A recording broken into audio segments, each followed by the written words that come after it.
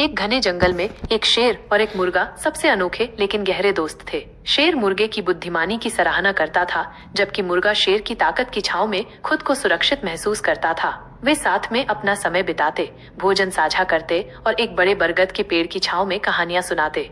एक दिन एक चालाक लोमड़ी ने उनकी दोस्ती देखी। वो लंबे समय से मुर्गे के रसीले मांस को खाने की चाह रखती थी, लेकिन जब तक शेर उसके साथ था, वो हमला करने की हिम्मत नहीं कर सकती थी। इसलिए उसने एक कपटी योजना बनाई।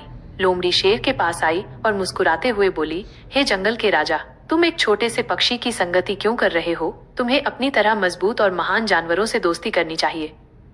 शेर, जो बहुत बुद्धिमान था, उसकी बात सुनकर हंस पड़ा और बोला, दोस्ती आकार या ताकत पर नहीं, बल्कि वफादारी और विश्वास पर निर्भर करती है। लोमड़ी को समझ आ गया कि उसे और ज्यादा चालाक बनना होगा। उसी रात वह चुपके से मुर्गे के पास गई और फुसफुसाई, प्रिय मित्र, शेर एक शिकारी जानवर है। वो अभी दोस्ती का दिखावा कर रहा है, लेकिन एक दिन उसकी भूख उस पर हावी हो जाएगी। इससे पहले कि देर हो जाए, भाग जाओ। मुर्गे को संदेह हुआ, लेकिन वो शेर पर विश्वास करता था। उसने लोमड़ी की बात परखने की सोची। अगले दिन सुबह वो शेर को देखकर डरने का नाटक करने लगा और उड़कर एक ऊंची शाखा पर चला गया। उसने शेर से कहा, हे महान शेर, मुझे डर है कि एक दिन तुम मुझे खा जाओगे। शेर को ये सुनकर दुख हुआ। उसने पूछा, तुमसे ये बकवास किसने कही? मुर्गे ने जवाब दिया, रात में लोमड़ी आई थी और मुझे चेतावनी दी।